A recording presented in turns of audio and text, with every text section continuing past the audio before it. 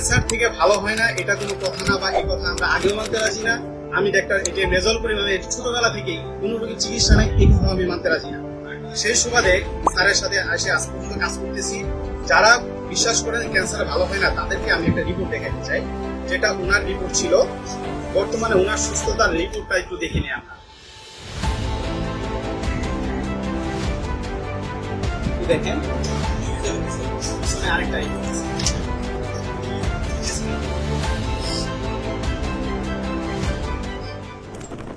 আসসালামু আলাইকুম, আমি ডাক্তার এটিএম রেজাউল করিম, গণস্বাস্থ্য হোমিওতে ক্যান্সার চিকিৎসক হিসেবে কর্মরত আছি, যেটা পরিচালক ক্যান্সার গবেষক ডাক্তার এস.এম. সরোয়ার স্যার।